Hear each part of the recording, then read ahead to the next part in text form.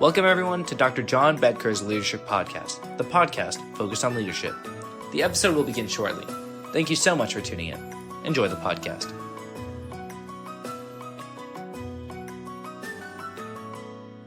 Welcome everyone. Thank you so much for tuning in to the Dr. John Bedker Leadership Podcast. I'm your host, John Bedker. Well, today we're going to talk about a big idea, a big thing. I think it's important every once in a while to do this, and certainly the timing could not be more appropriate. As we enter this election season, just 5 months away from elections in the United States, and certainly a number of large elections going on all over the world, certainly most recently in Western Europe, it's important to have, I think, a big discussion, and that's what we're going to do today. We're going to talk about this big idea of economic leadership, why it's so essential that we begin to get some sense, some understanding of what that means, what it's all about, and what a playbook, some sort of plan, an architecture might look like going forward. Well, I mentioned the elections. Let's just put that in context for why this podcast is so important today. Well, way back when, there was a political strategist still around, still a great guy, very interesting. His name is James Carville. And he said way back when, then candidate Clinton, then later President Bill Clinton, he famously made this statement. Carville said, "It's the economy, stupid." So this quip, this easy to say statement was funny. It was humorous, but it was spot on. It really, really was and is, even today, the economy, stupid. So, what do we know? Well, we know when we look at these polls, and again, this far out, maybe polls are a little inaccurate, but the economy often, routinely, sits at or near the top of people's needs and desires, what's most important to them going forward. So this idea of economic leadership is not without foundation. In fact, it's been that way for a long time. But what are we doing about organizing, managing, overseeing, and of course, as we do on this podcast, leading in an economic way? So, there we are. A little background. I'm going to talk about an article. Use that as the source here. Make sure we give attribution. It's from the New Atlanticist. It's dated May the 7th, 2024. The title of the article, A New U.S. Economic Playbook to Lead the World Economy and Counter China. Okay. The authors, Kash Arha, Peter Harrell, and Cleet Willems. So these three authors wrote this article just recently. It's particularly timely, not only in our world, but certainly in our political world as well. I'll read excerpts from it and add my thoughts, and hopefully we'll begin this discussion, which I think is perhaps not just long overdue, but critically important as we think about the future of our world, because we're going to be at this point of decision of how we're going to economically run our world. Will it be in the context of autocracies, autocratic leaders, people who think that command and control by a small group of people, typically the dictator, the autocrat? Or is it better in this messier way, democracy, with all of its challenges and foibles and inefficiencies? Those are real, but it also provides for freedom. It also provides for markets to exist. and for people to have a voice on the path forward. So, here we go. From Kaish Arha, Peter Harrell, and Cleet Williams. Quoting, "The United States and China, the world's two leading economies, are engaged in an unprecedented competition to shape the norms and rules of the world economic and political order." Well, there's the opening sentence of the article, and it already says, oh my God. Huge, big. U.S. economic resilience and security is predicated on winning this competition. The U.S. House Select Committee on Strategic Competition between the United States and the Chinese Communist Party has offered a valuable bipartisan blueprint. I'll run through some of these items that were raised by the Select Committee in their report. I think they begin a conversation. Again, I'm going to argue an important conversation. It might seem so high, so lofty, not just 30,000, but maybe 100,000 foot discussion. But I think it's important. It's important that we begin to have a conversation. And so here we go. The Select Committee's report was published back in December. That's 2023. Not much fanfare. Minimal. Didn't get much attention, didn't get much notice. But what did it do? It proposed that the United States reset the terms of economic relations with the People's Republic of China, the PRC. That it prevent U.S. capital and technology from aiding China's military buildup and contributing to China's human rights violations. And to build U.S. technological leadership alongside our allies and partners. This bipartisan blueprint, not perfect. Again, this is the nature of democracy, folks. It's a beginning. It's a foundation for U.S. policy toward the People's Republic of China, the PRC, for the next Congress and the next administration, regardless of who wins the election. So this is not politically based or motivated, driven. It's really what's in the best interest of America and the world. These three authors I've mentioned now a few times come from both sides. Democrat, Republican, have worked in both administrations, Democrat and Republican. And they agree that it is time to look at a coordinated plan to meet this extraordinary moment. All right, so there's a number of conclusions, a number of points that this report by the Select Committee makes. I'll touch on several of them and add my thoughts. First, they say be affirmative, be agile, and systemic.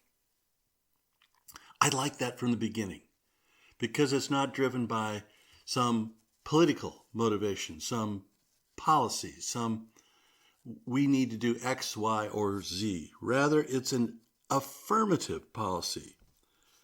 They begin by saying that defense alone is not enough to prevail in the United States strategic competition. It's not just about defense. I think that's important from an economic leadership point of view to be aware of. We need to look well beyond defense. The economic plan needs to be affirmative in its outlook, agile in its execution, and systemic in its analysis. Those qualities will be required to simultaneously strengthen the U.S. industrial base, foster innovation and new technologies, and pursue a positive economic agenda with partners and allies while taking appropriate defensive actions. All right, so already you see this we component, this us, this our, the democracies of the world, acting affirmatively and with agility to work together.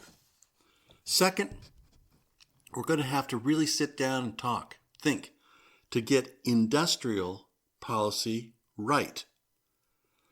Policymakers, this again globally, are going to need to look to history and geopolitics to develop a prudent approach to industrial policy that focuses on strengthening the U.S. domestic manufacturing base. Obviously, semiconductors jump off the page, right? And investing in innovation in broad industrial infrastructure and training. Let me be very clear on that last one, training. Quick example.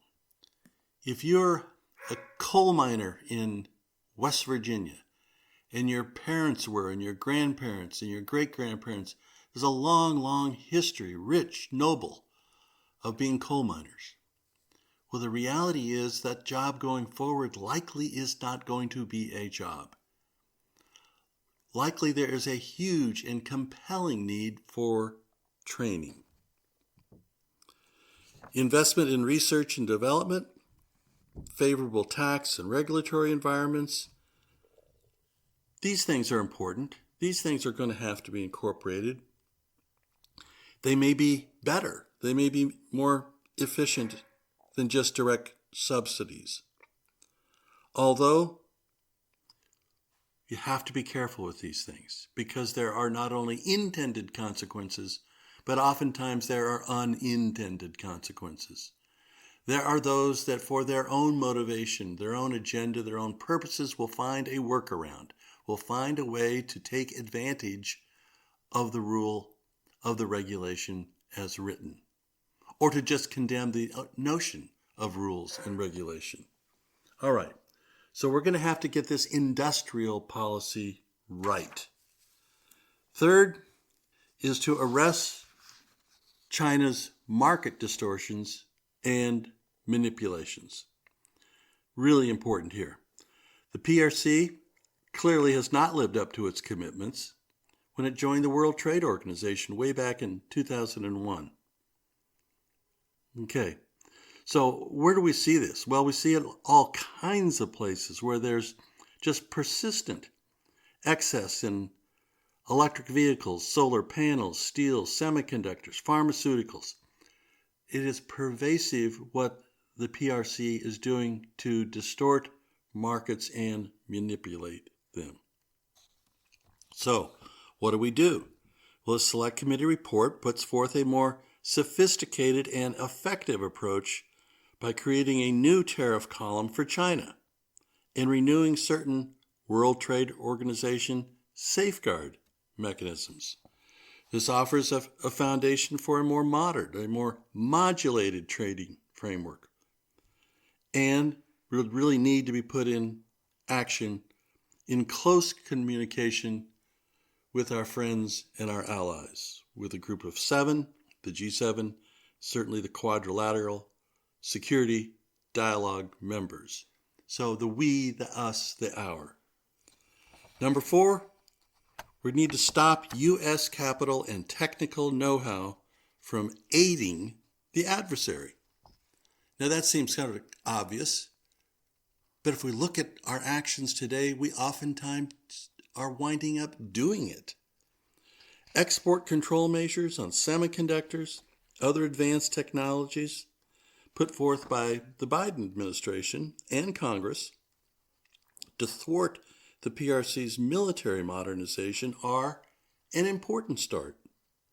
But next should come the screening of outbound investments to prevent U.S. investors from unintentionally aiding China's military and human rights violations. This calls for a modulated approach involving both specific entities and sectors. Additionally, the U.S. government should work with domestic and allied academic and research institutions on a principled, pragmatic, and robust cross-border research protocol to preclude the PRC's intellectual theft and unauthorized technology transfer. We must stop aiding China.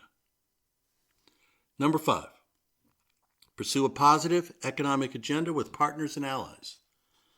Certainly punitive measures such as tariffs or investment restrictions, export controls, they may be necessary, but they're clearly insufficient for winning a strategic competition. A positive, let me emphasize that, a positive economic agenda with partners and allies is needed to incentivize the private sector, both in the United States and overseas, to diversify important supply chains away from China. Okay, so that's really, I think, an important positive economic agenda with both partners and allies. We really need to sit down and have these important conversations. Number 6, win the transition to the green economy. Now there's a word, the green.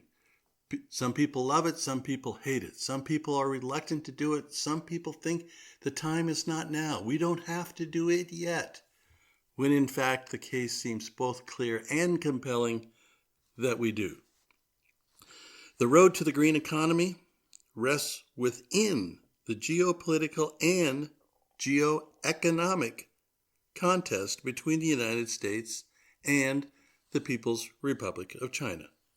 The United States should leverage its substantial advantages over the PRC in traditional and renewable energy technology to address the immediate energy security needs of its partner nations while also offering them a credible energy transition towards a greener economy. Simply put, we need to own that green economy, and we do it through economic leadership. We need to be the economic leader toward a greener economy. Number 7, set the trends around standards for the digital economy. Now, this is in the news regularly. As the world's largest digital economy, the United States bears the responsibility to articulate the rules, the norms, the practices of digital governance, including over artificial intelligence. Why do we want to do that? Because we want to make sure that our values, the values that favor Western values over China's model of censorship and control, prevails. The United States must lead on digital standards in order to keep its superiority in technology and the financial markets. So again, economic leadership is key and critical. Lastly, the Select Committee offers this: modernize U.S. policies, instruments, and institutions. And I think this is a critical one. Unlike defense or diplomacy, this notion of economic leadership, there's no identified lead U.S. agency to engage or prevail in the economic competition with the PRC. The diverse and often discordant set of economic policies, instruments, and institutions engaged in the effort are frequently found wanting. They're disparate. They're scattered all over the place, so to speak. In short, U.S. institutions are underprepared for the complexity of economic competition with China. We need organization. We need structure. We need rigor. We need discipline. We need to have a place where this effort is focused and is led. All right. Prevailing over the PRC in economic competition calls for total national commitment. Again, we don't even have a central agency to do this. We need to get there. It requires a comprehensive, nuanced, and tailored playbook, utilizing not only the proverbial hammer and scalpel, but all the multi-purpose tools in the toolbox. The Select Committee has done the nation a service, according to these authors, by unequivocally identifying the PRC as the adversary and the rival, and put forth a framework, these 8 points I've just mentioned, with pragmatic recommendations to bolster a national economic security. We need to be the economic leaders in this effort. Its report represents a useful transition from the initial chapter, prioritizing industrial policy, tariffs, and the next chapter of working with allies, partners, to prevail in the global marketplace. Domestic prosperity depends on the United States leading the global economy. Folks, we need economic leadership going forward. Now is the time, according to the authors here, to develop and execute a new U.S. economic playbook to coordinate that effort and to lead economically for our world tomorrow. So this is one of those really lofty ideas you sit around and think about, but it's hugely important, folks, because we're at this point. We're at an inflection point, to be sure, not only in the current and upcoming elections, but in the future of our world, which is to say the future of our global economy. Will it be run by those in China, or will it be led by those in the West, particularly the United States of America? Critical, important, a valuable time to begin that conversation and to begin to identify a place, a unified place where economic leadership can be focused. All right. Thank you, everyone. I think this was an important topic, an important time. I hope you got something out of it. Love to hear from you. Hope you're all doing well. Take care. Talk soon.